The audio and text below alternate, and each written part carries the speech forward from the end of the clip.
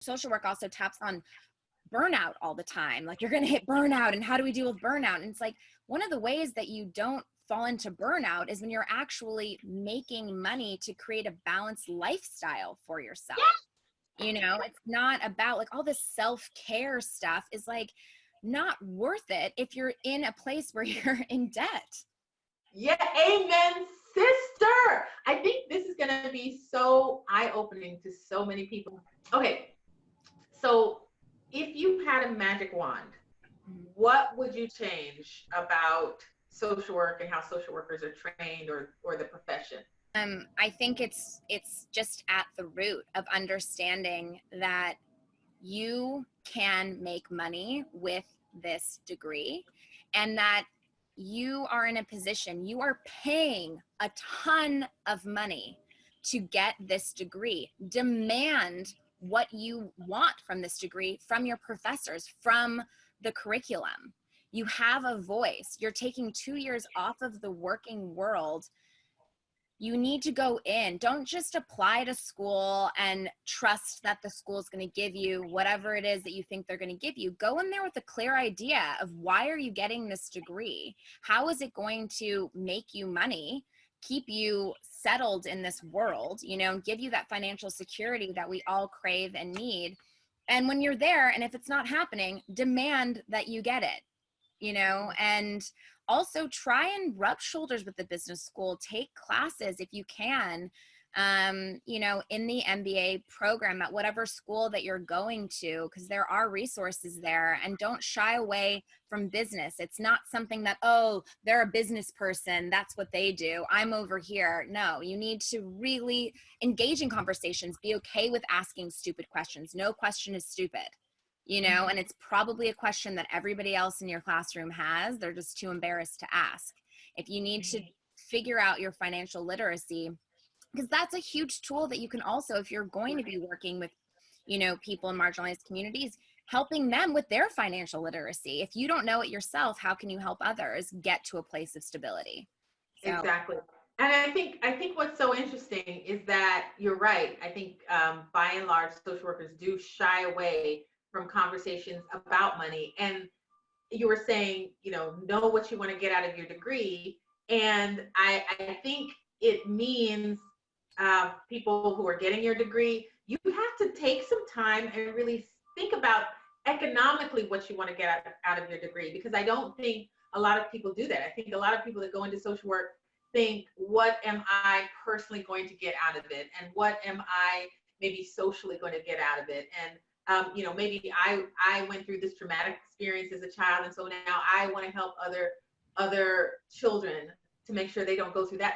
Okay, but just like you're saying, Kathryn, think about it from, you're maybe implying this, think about it from the economic standpoint as well, and make that just as important as the other value component that you might get from the degree. Did I hear that right? Completely. And I think the concept of time management is huge here too, where I was noticing a lot of my classmates spending so much time on grant writing and things that, if you actually, instead of leaning on the government to help you pay or fund something, which is wonderful that we have those resources in this country, but spend that time making the money for yourself.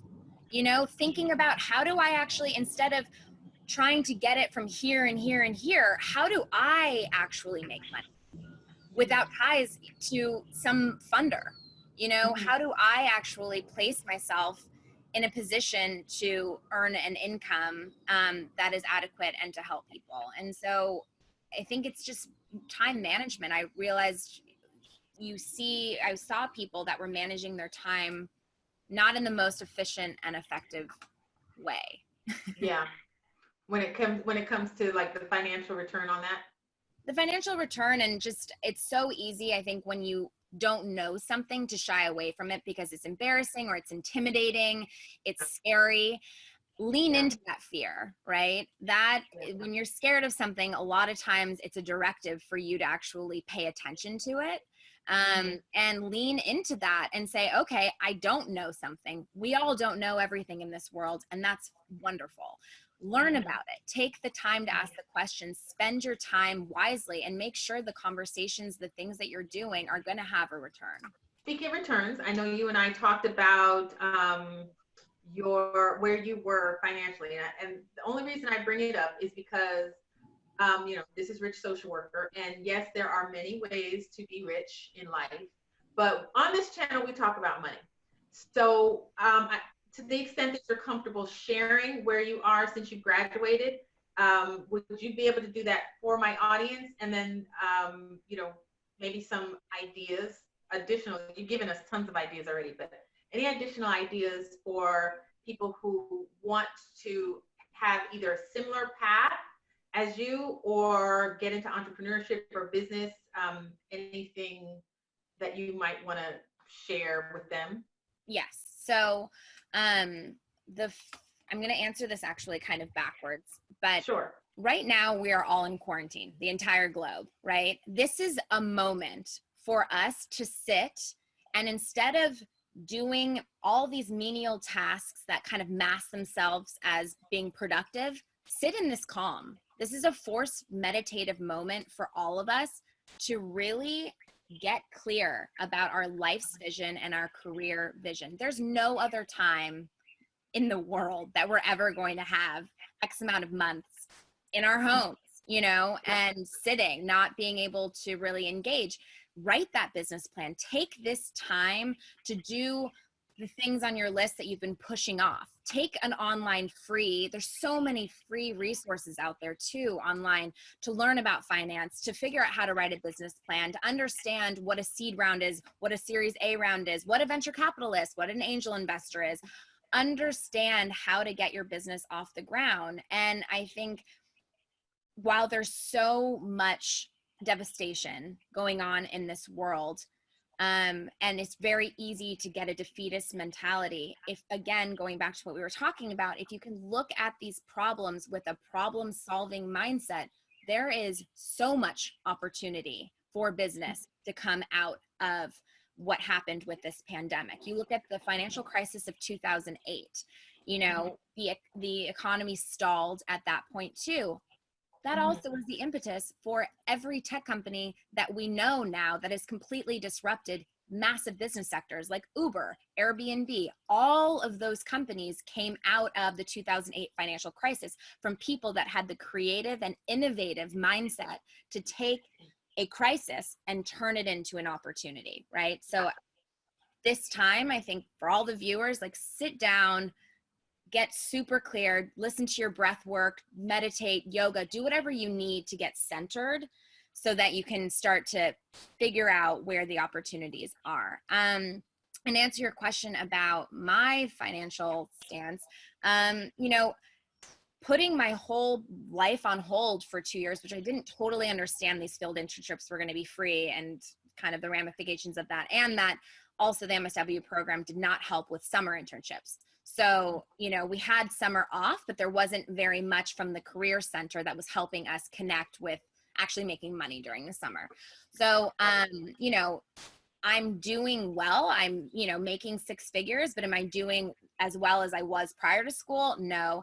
And am I anywhere near where I know that my career can go? No, but it's exciting. I'm just a year out. I graduated, in May of 2019.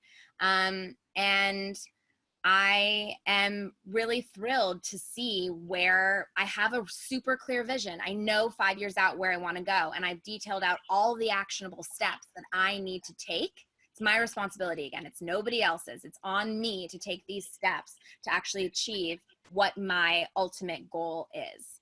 And anybody can do that. It's all about goal setting and actionable steps. Yeah. When you and I were talking, you said multi-million-dollar. Yes? Yeah. Yeah. And I love that. And there's a couple things I love about it. I love those words together, multi-million-dollar. I love that because I've talked to people who, even me, I'll admit, years ago, I would not have been able to say that. I wouldn't have been able to believe that was possible for me, right? I wouldn't have been able to well, it was hard for me to kind of shift my mindset to get there.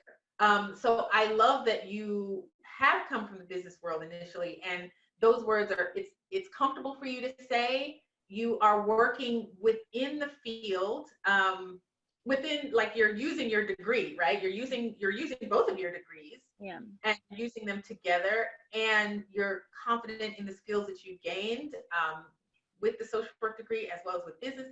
And I just want to appreciate your, saying that, and being that.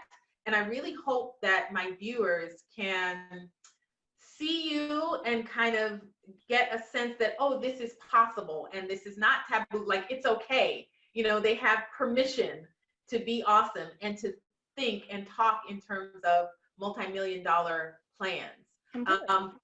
I always give resources on my channel. So you were talking about a business plan, and for those that may not know how to write a business plan, I might recommend the Lean Startup just to start. But like Kathryn said, there are tons of free courses online. There's Coursera, there's Allison, there's Udemy. There's tons of schools online that have these free courses and business courses that can help you. So I would just really encourage you to research, look into, advocate. There's groups on LinkedIn and Facebook, and you can find a mentor. But there's like Kathryn said, the opportunity is now. Center yourself, get really clear on what you want, and Only person holding you back is you. There's nobody else to point fingers at and blame. And the quicker that you rise to the occasion with that mindset, that you can achieve anything. There are no limits here. It's just your mindset. And the quicker that you can shift your mindset to truly understand and find that confidence, right? That you can do absolutely anything that you put your mind to. There's nothing that differentiates anybody in this audience watching and somebody like Bill Gates, other than he found what his lane was. He was an incredible coder. He saw a vision for the future with computers and tapped into it and brought it to fruition, and everybody has something that they can contribute to this universe that will bring them financial return. It's just understanding what it is. It's not going to be what your neighbor's doing. It's not going to be what your friend is doing. Really getting clear about what is it that you're passionate about, what authentically resonates with you, and creating a business around that. And just the last note is, don't get caught up in business plan. I know that I mentioned that. Nobody ends up reading your business plan ever, right. ever. It's just literally the concept of putting pen to paper and putting your thoughts out on paper. So don't get caught up in it being perfect. You're literally going to be the only person reading this thing. You're going to end up pulling parts of it for a deck, probably, that you'll send to investors or you'll send to your clients, right? Because you have to synthesize what your concept is. But just think of it as just a data dump from your brain of what your ideas are. That's your business plan. And then really over time, you're going to pull it and create an executive summary, which people will look at, which is a one-pager. Nobody wants to look at something more than one page. But your business plan, like my first business plan was like 80 something plus pages. Mine too, before I figured out, like, wait a minute, this doesn't.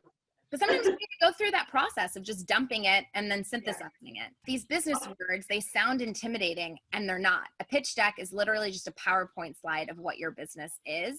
And so it's up to the audience. Like, if there are words that you don't know, just raise your hand and be like, sorry, what is a pitch deck? Nobody's going to judge you for it. And if they do, like, that's on them. That's their own insecurities being projected onto you if they're judging you, right? But these words, it's its own vernacular. You're not going to be born knowing what they mean. I did undergraduate school, and I did, part of the MBA program at Columbia, and I've been in the business world for a really long time. So I'm really used to these words. It's okay if you're not, but don't let that intimidation paralyze you from actually leaning into it.